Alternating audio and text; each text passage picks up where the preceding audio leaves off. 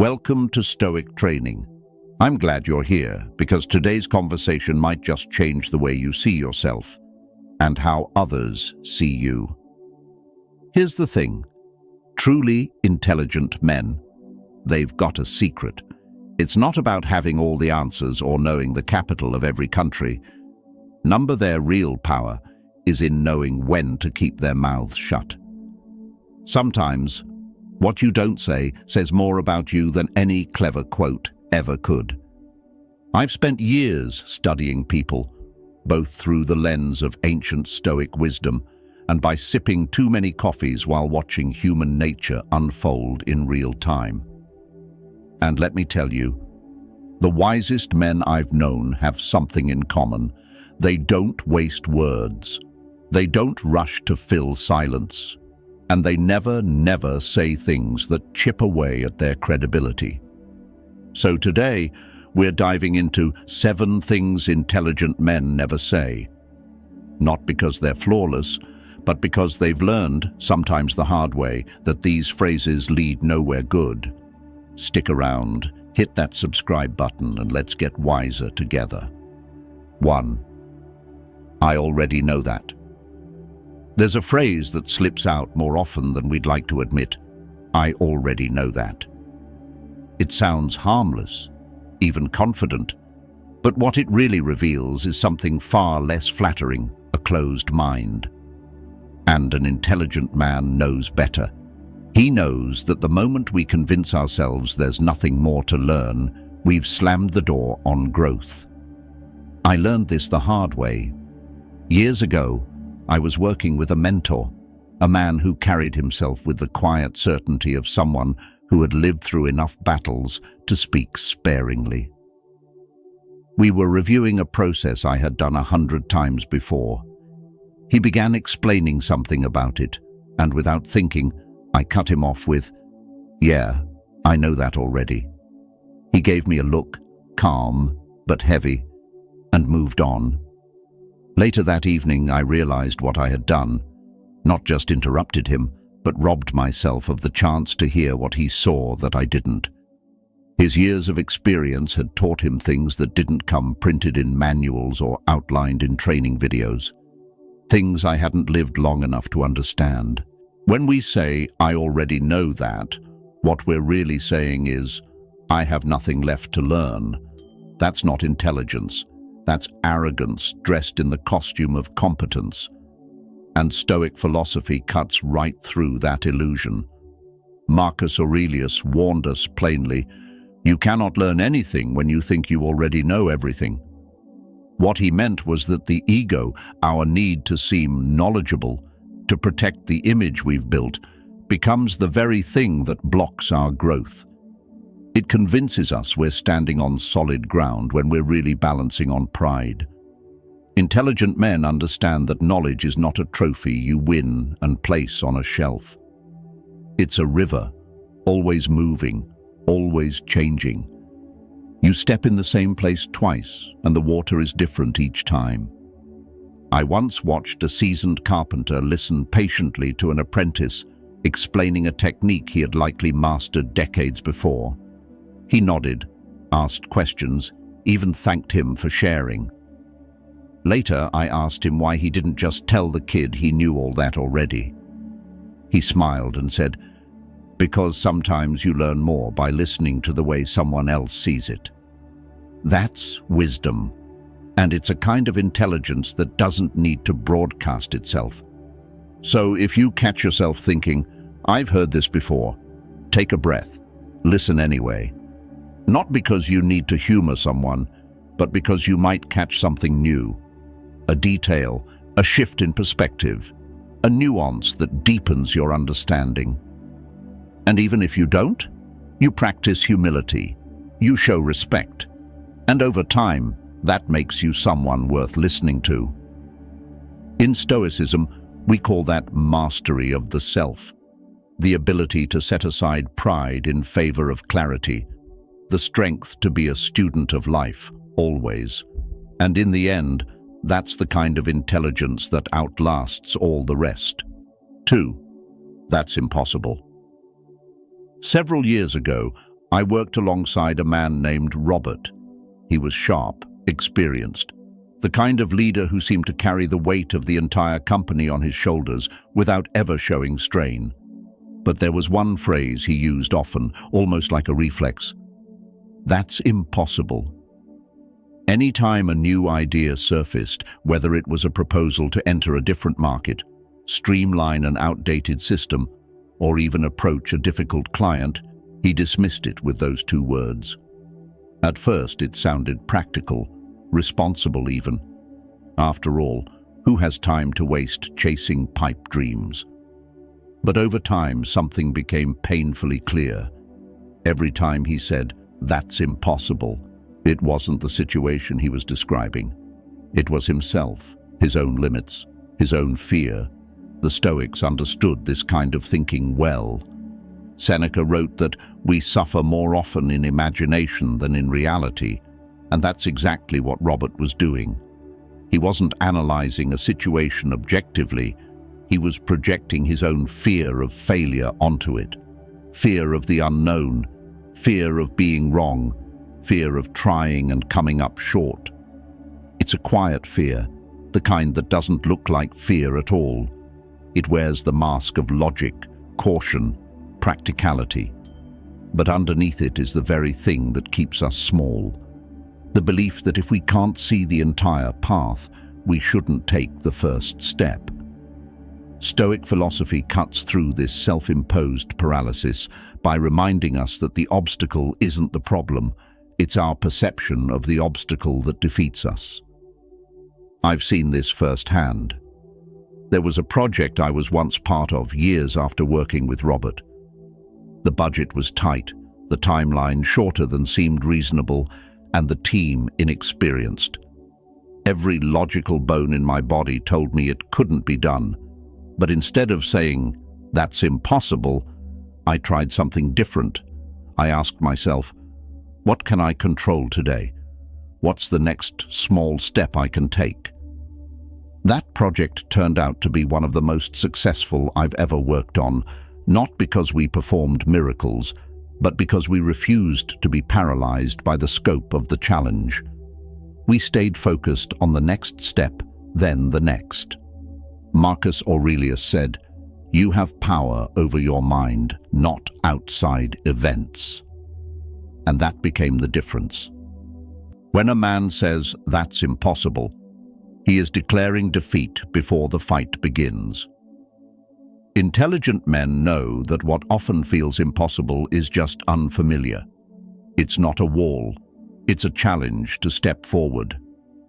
They understand that strength is not built by winning every battle, but by showing up again and again, especially when the odds seem stacked.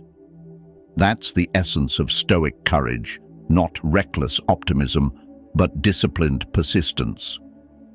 In life, we are often asked to do difficult things, and the moment we label them impossible, we close the door on ourselves. But the man who learns to take the next step, no matter how small, opens doors no one else even sees. That's not just intelligence. That's wisdom forged in effort. 3. That's not my fault. One of the most damaging sentences a man can utter is, "That's not my fault." It's deceptively simple, and it often feels justified in the moment. When things go wrong, at work, in a relationship, in life, it's natural to want to defend ourselves, to make it clear that the blame belongs somewhere else. But here's the truth. Every time we push responsibility away, we hand over our power with it. Intelligent men understand this deeply. They've learned that responsibility isn't about blame, it's about influence.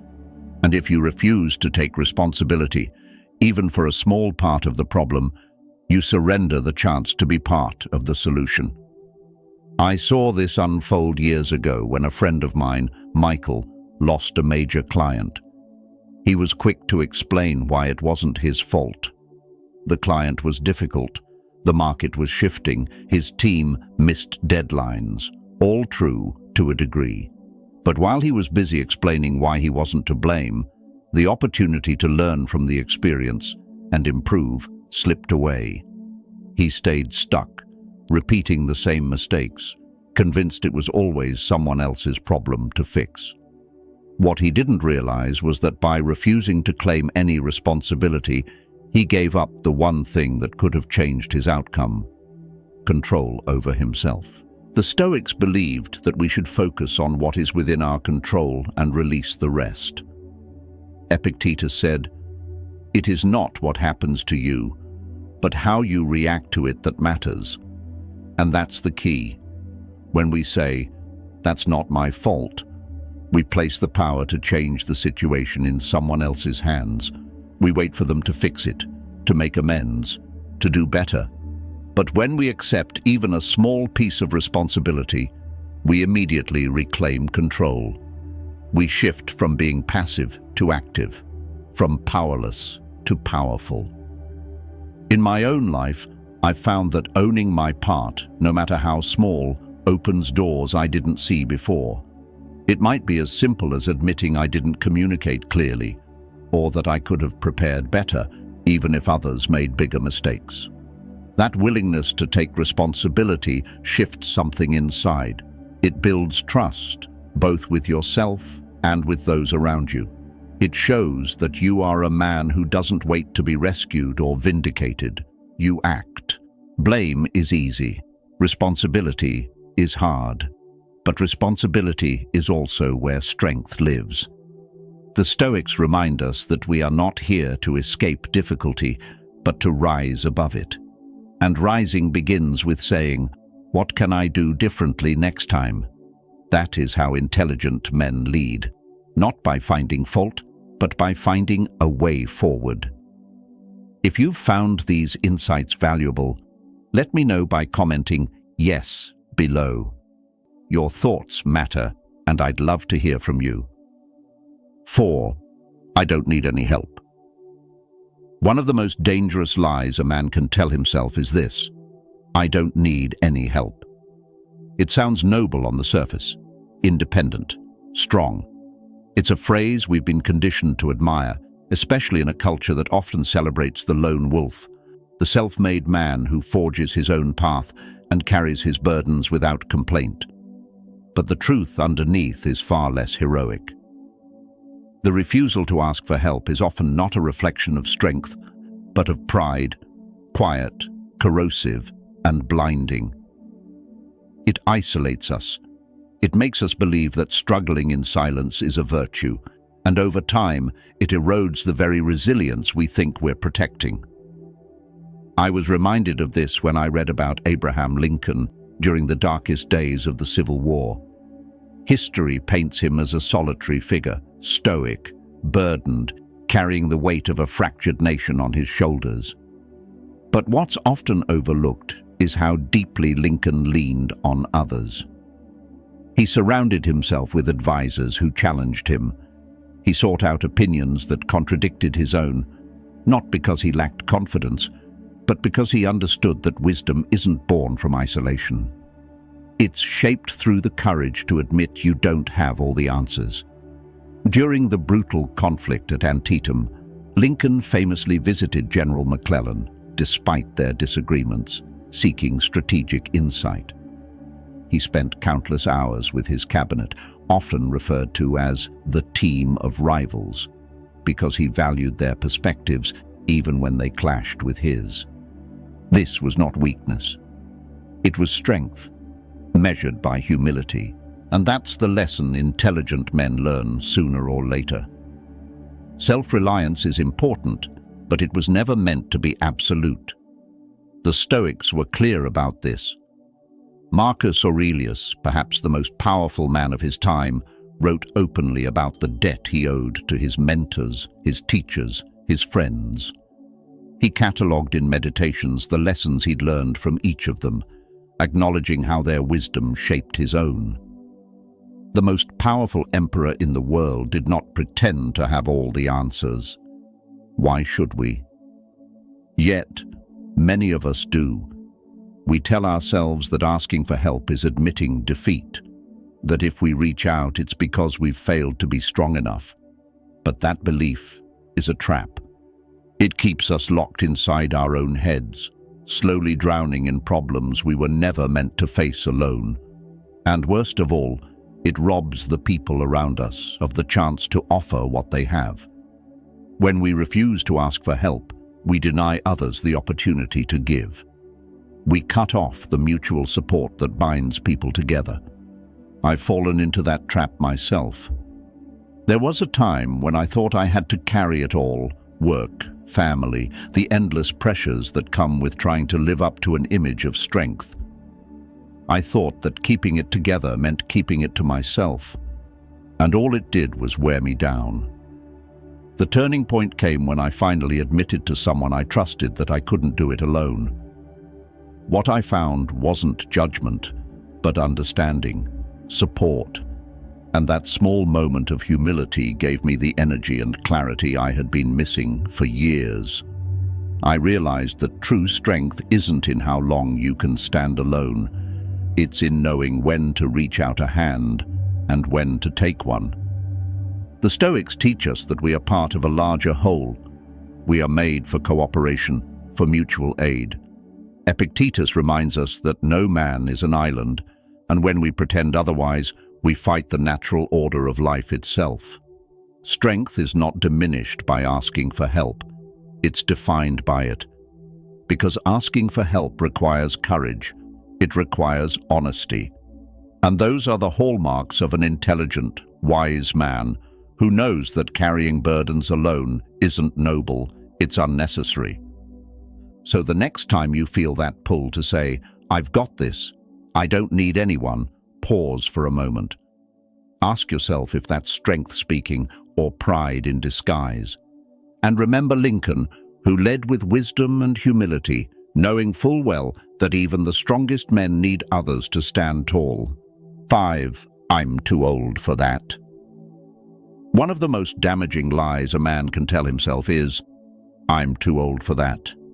It slips out quietly, sometimes disguised as practicality or even self-deprecating humor.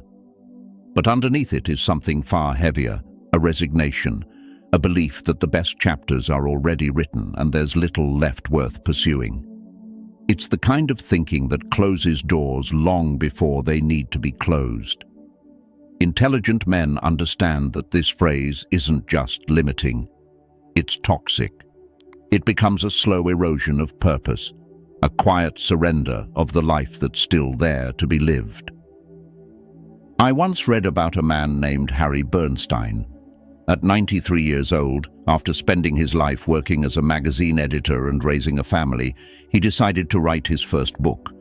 He called it The Invisible Wall, a memoir about his childhood in a poor English mill town, divided by religion and prejudice.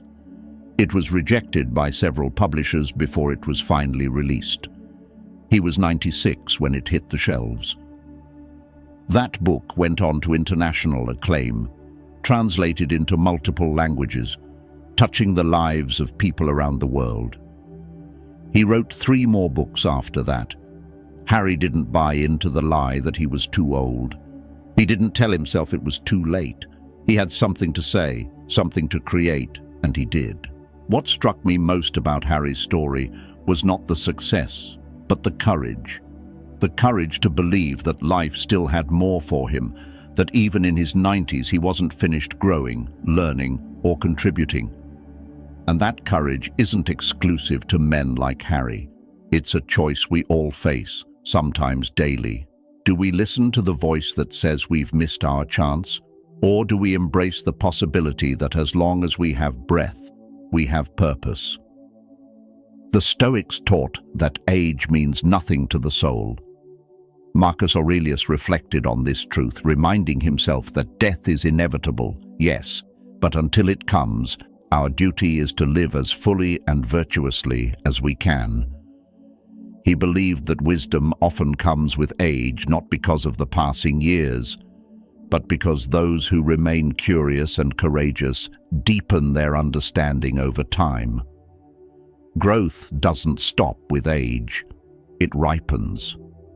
I've seen men in their 60s learn new trades, start businesses, mentor young leaders.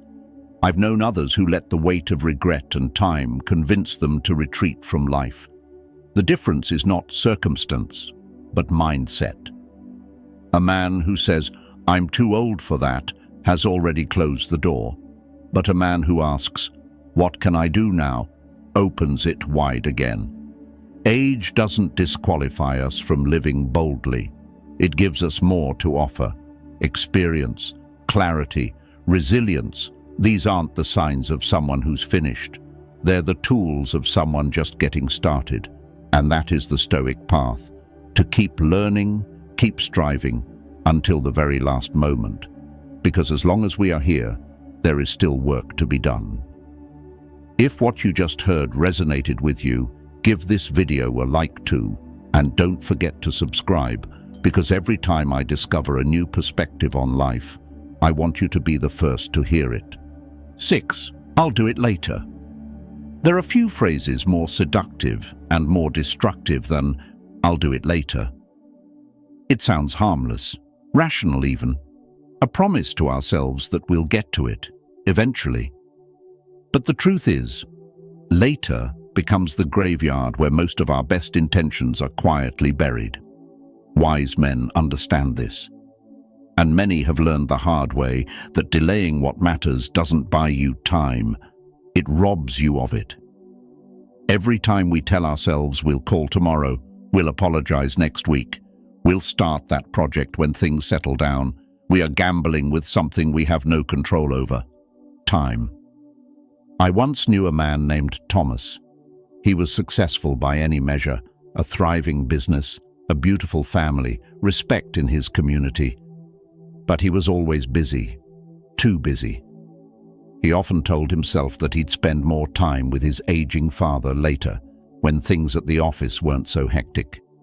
He postponed the fishing trip they had planned, delayed calling to catch up, pushed back visiting just to sit and talk. And then, one day, later, ran out. His father passed away suddenly, and Thomas was left with a phone full of drafts he never sent, and a heart full of things he never said. He shared this with me once, years later, not for sympathy but as a warning. We think we have time, until we don't. The Stoics were painfully clear about this reality. Marcus Aurelius reminded himself daily of his own mortality, not to be morbid, but to sharpen his sense of urgency. He wrote, "You could leave life right now. Let that determine what you do and say and think." That's not just a philosophical thought experiment. It's a practice. It's a mindset that intelligent men adopt because they know the clock isn't in their hands. Time doesn't wait for us to be ready. It doesn't care about our plans or intentions. What we delay today, we may never get the chance to do tomorrow. That's why wise men act now. They make the phone call they've been putting off. They take the first uncomfortable step toward healing a broken relationship. They start the project that's been sitting in the corner of their mind, gathering dust and doubt. Not because it's easy, but because they understand that waiting for the perfect moment is a dangerous game that almost never pays off. I've experienced this in my own life. There were conversations I postponed because I didn't want to deal with discomfort. Letters I didn't write because I thought there'd be time. But when I finally stopped waiting and acted, something powerful happened. The weight lifted. Clarity replaced regret. And I realized that action, not intention, is what builds a life worth remembering. The Stoics teach us to live now, fully and with urgency. Later is an illusion that comforts us until it's too late. The man who acts today, who refuses to leave the important things undone, lives without regret. And that is true wisdom. Because opportunity doesn't knock twice. It fades quietly while we're busy waiting for a better time. 7. That's just how I am. One of the most limiting beliefs a man can hold on to is summed up in the phrase, "That's just how I am." It sounds definitive, like a full stop at the end of a sentence. But what it really signals is a quiet surrender, a decision to stop growing. Intelligent men avoid this mindset because they understand a truth that many ignore. We are not fixed beings, trapped by old habits or past identities. Who we are is shaped by what we choose to do over and over again. The moment a man declares himself incapable of change, he isn't defining his nature, he's refusing responsibility for it. I've seen this play out too many times. A man loses his temper often, and when called out, he shrugs and says, "That's just how I am."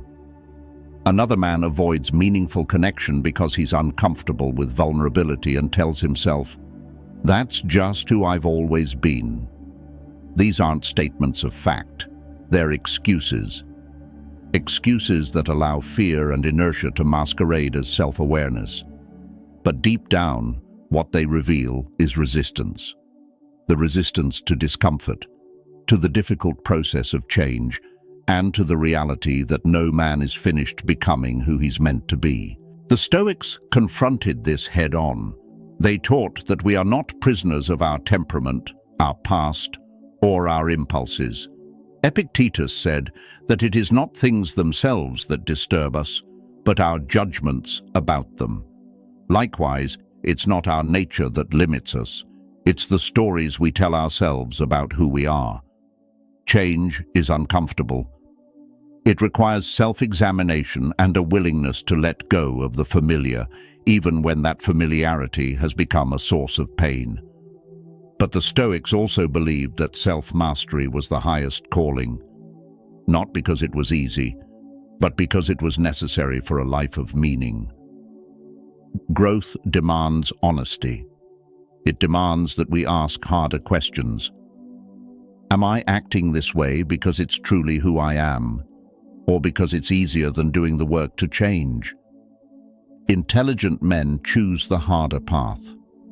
They recognize that wisdom isn't a trophy you earn and then display, it's a practice, a commitment to becoming a better version of yourself every day. Not because you hate who you are now, but because you respect yourself enough not to stay the same. In the end, "That's just how I am" is a way of closing the door on possibility. But the Stoics remind us that life itself is change. Nature is change. To resist it is to deny the very essence of being alive. The man who understands this doesn't fear change, he welcomes it. He sees himself as a work in progress, unfinished but willing. And in that willingness lies true wisdom. If you've ever caught yourself saying one of these 7 things, trust me, you're in good company. I've been there too, more times than I'd like to admit. But here's the good news. Intelligent men aren't the ones who never make mistakes. They're the ones who recognize them and choose to do better. And that's exactly what we're doing here, becoming better, one thoughtful choice at a time. So, which one hit home for you today? Maybe it's time to leave. That's just how I am in the past, or finally retire. I'll do it later, before later becomes never. Whatever it is, this is your invitation to take the next step. Because wisdom isn't about being perfect, it's about staying curious, staying humble, and always moving forward. If today's conversation sparked something in you, pass it on. Share this video with a friend who's walking this same path. And if you haven't yet, hit that subscribe button. See you to the next video.